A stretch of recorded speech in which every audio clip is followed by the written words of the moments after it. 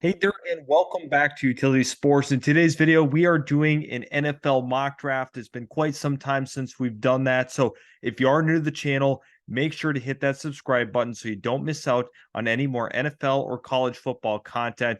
I'm going to continue to drop these mocks on a weekly basis. So starting off at number one, this is a critical, situation as well as pick for the Chicago Bears. I think that it is in great consideration that the Justin Fields era is potentially over. Therefore, we might be turning a new leaf. And I think with that being said, that Caleb Williams will be the number one overall pick in a situation like this where they end up with the first overall pick. To me, it just makes too much sense. He's a talented prospect. There are some flaws to his games that have been a little bit more evident the last couple of weeks.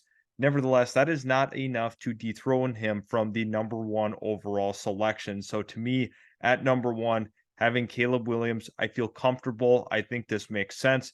I think there's going to be a number of suitors for Justin Fields where they could potentially trade him. We've seen this with, other regimes throughout the course of the NFL. I think this could make some sense. Sometimes moving on from a quarterback like Justin Fields early could make some potential sense when you have a guy like Caleb Williams on the board. Number two here, I have the Arizona Cardinals. Now, the Arizona Cardinals are also in a peculiar position where we could be seeing their starting quarterback on the move. I think that's probably going to be the case here. I think Kyler Murray actually gets dealt in the offseason. I think there is a real possibility of that. They are going to recoup some awesome assets and they're going to be able to configure this team in their image and how they want to move forward. So, once again, with that being said, I think Drake May ends up going number two. Some Cardinal fans might disagree with that take, or NFL fans in general. I think there's going to be some people that do agree with that notion that Kyler Murray's time in Arizona very well could be up. So to me, I look at it in the vein of them trading Kyler Murray, collecting a couple of other assets, and then moving forward with a guy like Drake May, who has the frame, the arm strength, the requisite athleticism for the position to be a big time playmaker. Then following it up here, this is the dream scenario for the Chicago Bears is operating under the idea that Arizona opts to pass on Marvin Harrison Jr., who is still here. I love this pick for them. I think this is a home run level selection. And to me, Chicago pairing the two best players in the draft back to back with their selections makes sense here. Marvin Harrison Jr. at number three is a no brainer. Following that up, though, we have Denver, and Denver they have some concerns offensively, defensively. Now they list wide receiver as a potential need, as one of the top potential needs, but I think it extends beyond that. I think they might potentially just go best player available on the board. And to me, that is actually Brock Bowers from Georgia. This guy does not get enough credit for his ability to make plays. Whether that's short to intermediate, this guy can make plays happen. He's fantastic after the catch. He's got a really good catch radius, and he is super reliable with his hands. To me, Brock Bowers being a Denver Bronco just screams, success moving forward. I think he's a Pro Bowl level player annually. Every single year, he is likely a Pro Bowler. Now, I look at number five with the New York Giants, and people once again are going to point to a couple of different needs on this team. And you look at the board and what's currently available. I'm not sure that they would shy away from a wide receiver once again. I think this makes a lot of sense. They've been trying to figure out this receiving core and how to move the needle offensively. To me, they need another big playmaker. And a guy I had brought up in the preseason when I was doing my other mocks has been Malik Neighbors. To me, that is a very strong candidate once again to go in this top 10. Malik Neighbors I actually have going at number five. He's a big time playmaker, can stretch the field vertically, and he is a true red zone threat as well. This guy can do it all. Number six is New England, and I think that it's going to be pretty clear and obvious that they are going to be moving on from Mac Jones. I think people are going to be a little reactionary to what transpired last week with Mac Jones and how he played. But to me, I think it's going to be obvious that Michael Penix is the pick here. They're going to be looking for a quarterback. They understand the level of urgency that's going to be had in the offseason with how bad that things have been for them offensively this year. There's going to be urgency. There's going to be a true need for the position. Number 7, we have Green Bay, and Green Bay, I look up and down the board. Olu Fashanu is my pick here. The best tackle in the draft, phenomenal athlete, a guy that's elite in pass protection and is also a mauler in the run game. He's kind of the complete package at the position and what you are looking for the Green Bay Packers. I think this absolutely helps their offensive line. This helps their offense in general. They're still trying to figure things out. Matt LaFleur's got a long ways to go in trying to find and culminate the right formula for this offense to be churning into an efficient group. And to me, Olu Fashanu is the selection. Number 8, I have the Minnesota Vikings. Now, I look at the Minnesota Vikings having a lot of different needs across the board. Interior O-line is one that sticks out. They tried to make it happen with Ed Ingram. That was a failure. Now, bringing in Dalton Risner is very important to them. However, that is on a 1-year deal. I think interior offensive line is probably one of my more critical ones. I also look at the corner position in a Brian Flores-led defense. That could make some sense. I'm going to actually go with Kool-Aid McKinstry here. Now, a lot of people are going to be in my comment section talking about, well, I think they should really look at the quarterback position here for the Vikings. I think so. I think that there is a possibility that they get in on a trade for Kyler Murray. I actually do believe that, and not people have not been talking about it, but I've been almost manifesting this now for a couple of months. I think Kyler Murray might actually be a Minnesota Viking next season. But for the time being here, I'm going to operate under the idea that, you still need a corner heading into the offseason. I do not have the utmost confidence in the current group there with, the combination of Byron Murphy, Caleb Evans. I don't feel super great. Andrew Booth Jr., I don't know if I love it. I liked him last draft cycle, when he was coming out, and I'm not sure. I'm really not sure how I felt. Excuse me, that would have been 2 draft cycles ago. But Kool-Aid McKinstry is my pick for the Vikings. Moving forward onto the Chargers. The Chargers are, once again, another peculiar position here. I think it's pretty important that they look along that defensive line. I'm trying to think, outside of that, could they look at the linebacking spot? There's nobody that I'm super excited about at that point. To me, looking at the interior could make some sense as well. Guys that are rotational pass rushers. Laiatu Latu, to me, could be an interesting fit in that front seven. Offer some versatility, can truly get after the quarterback, and you can move them around the field. Latu here to the Chargers makes too much sense to me. Following that up is Tennessee, who feels like potentially they have their quarterback. They actually might believe that is the case. I'm not sure if that is the right thing to say. Obviously with Will Levis, we have to see. At the time of recording, we have not seen him play a snap yet. But I think the wide receiver position is a critical one. Keon Coleman, the Michigan State transfer, has been phenomenal at Florida State this year. You've seen with his highlight level plays. You've seen him every single game. This guy is a difference maker, in my opinion. Tennessee has to have more of that on the perimeter. They thought that they were trying to piece it together, but they still need some playmakers out there. Number 11, I have the New Orleans Saints, and the New Orleans Saints, another team that could be looking for some rotational pass rushers. Cooper DeJean is an interesting one in that secondary, with a defensive-minded head coach and a guy that loves to, play lockdown defense. I think Cooper DeJean could make a ton of sense for this team. Kalen King is another one, but I think stylistically, Cooper DeJean fits better in New Orleans. Number 12 here, I have the Raiders. The Raiders are, once again, in another position, but to me, Joe Altman is the slam dunk here. Absolute slam dunk for the Raiders. They need to improve that offensive line. They need to protect Jimmy Garoppolo moving forward in a division with, quite a few nice pass rushers. To me, Joe Alt is the guy moving forward. The Indianapolis Colts, man, I'm kind of curious to see in the direction that they want to flow here, because they can look on that interior. They can look in the secondary. I like Kalen King out of Penn State actually going here. I think that makes a lot of sense. A guy that can make plays on the ball. He's instinctual, and he exactly knows how to read a quarterback's eyes. So to me, Kalen King going to Indy is a great fit. Following that up at number 14, though, I have the Washington Commanders. And when you look at the Washington Commanders, a couple of key needs that stick out. Tackle is probably my biggest one. I know that they list that as the second need, Talisi Fuaga is my pick here from Oregon State, has been a late riser here and has got the attention of a lot of scouts. Over the last 3 weeks, the momentum is moving forward on him. Draft stock is rising. Could we see him, as a top 20 guy? I think we're trending in that direction. So to me, Washington gets some help up front. With that being said, we have number 15 with the Rams.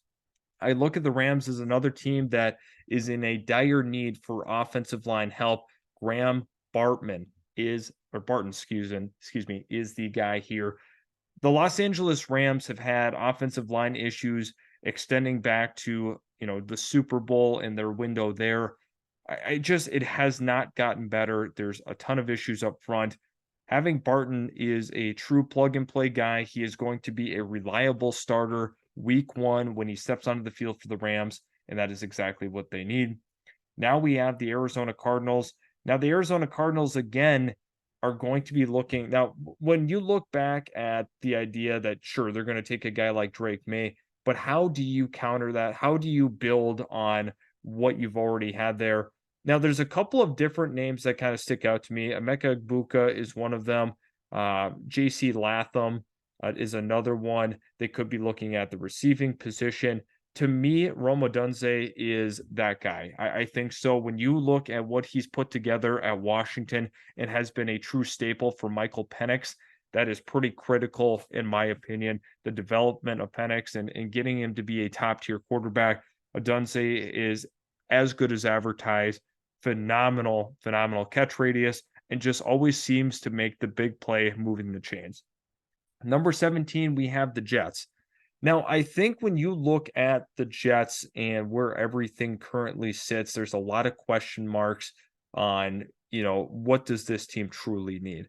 And something that, if we know anything about Joe Douglas and his draft strategies, it's always with the focus on the offensive line and defensive line. That has been clear and evident from the second he got there.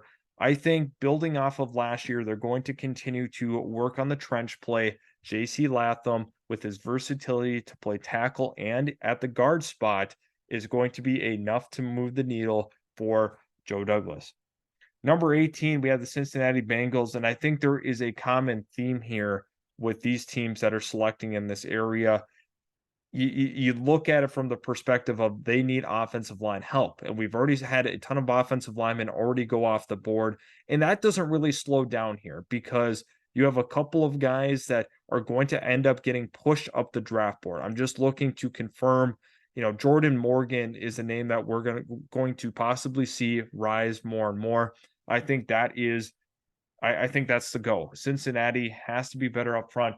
And it's incredible how often a guy has to say it, and it just has not changed throughout the entire duration of Joe Burrow's career. They've tried a couple of things. They've drafted, they've signed, they've moved guys around along the offensive line, kicked them in and kicked them out. To me, the Cincinnati Bengals have to go offensive line, and Jordan Morgan is the latest example in my mock. 19, I got the Buccaneers. Buccaneers here. Yeah, say what you will about Baker Mayfield and things of that nature. Maybe they look to replace him. Maybe they look to, build off of what they currently have.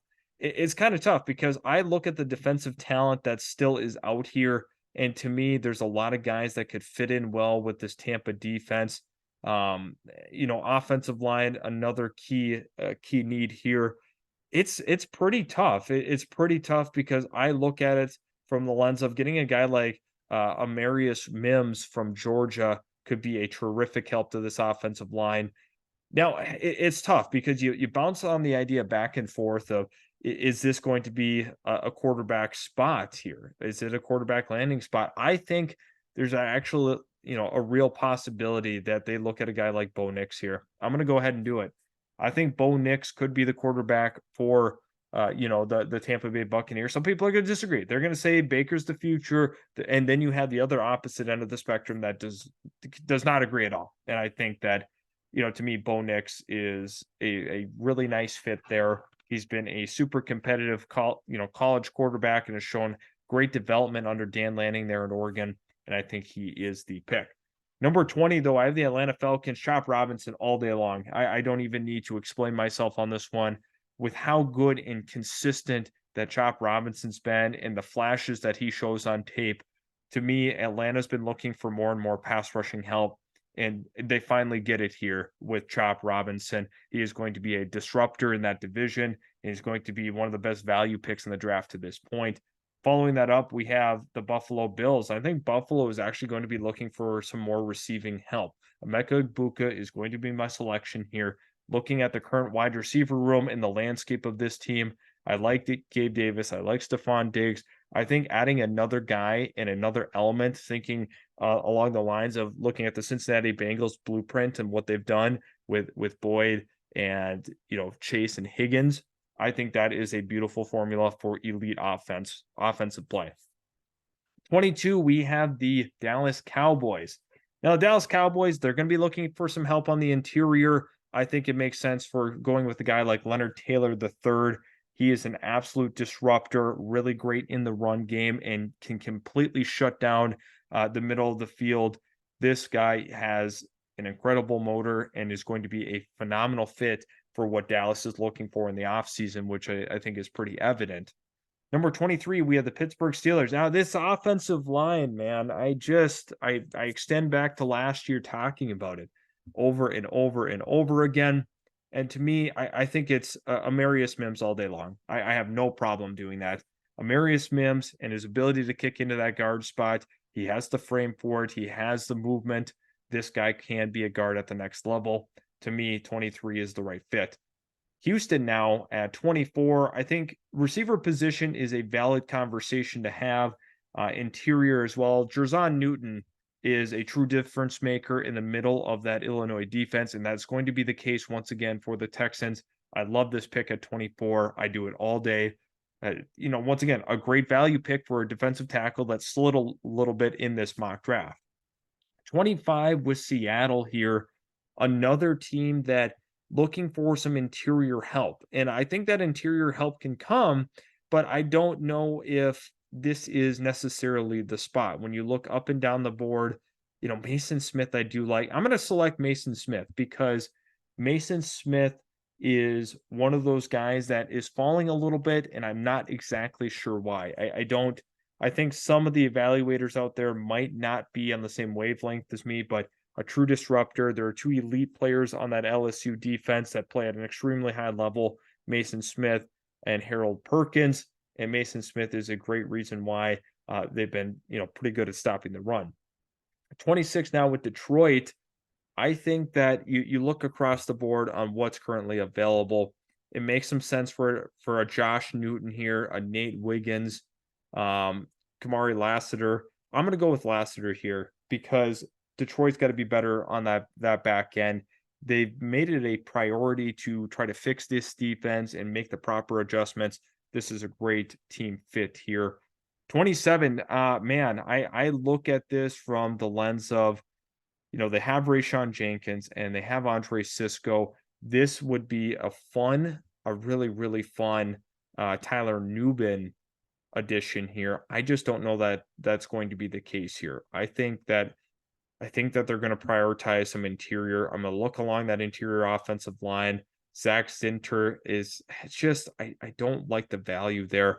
I think Jacksonville is going to do what they always seem to do and trying to draft based on value. Especially, I shouldn't say that they always do that, but when it comes to edge rushers and having a true supplement, think about where this team has been the last couple of years. They love drafting for depth at spots, more specifically at the pass rushing spot.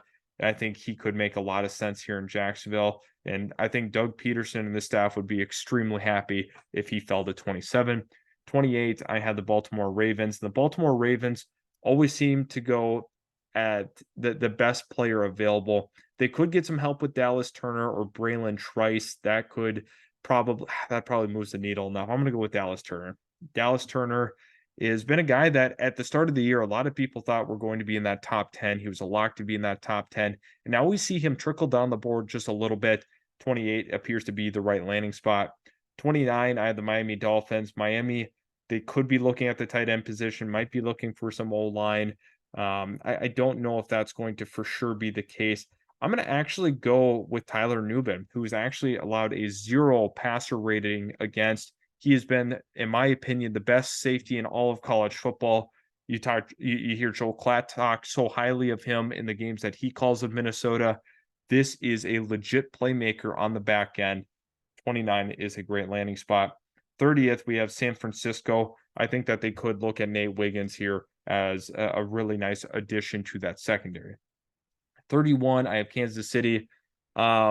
It's tough. It's really tough, but I think when you look at the receiver position and what they're really lacking is, true size on the perimeter. Just I don't know if I absolutely love that. Going back and forth on that one. Yeah, you know what? No, I think this could make some sense.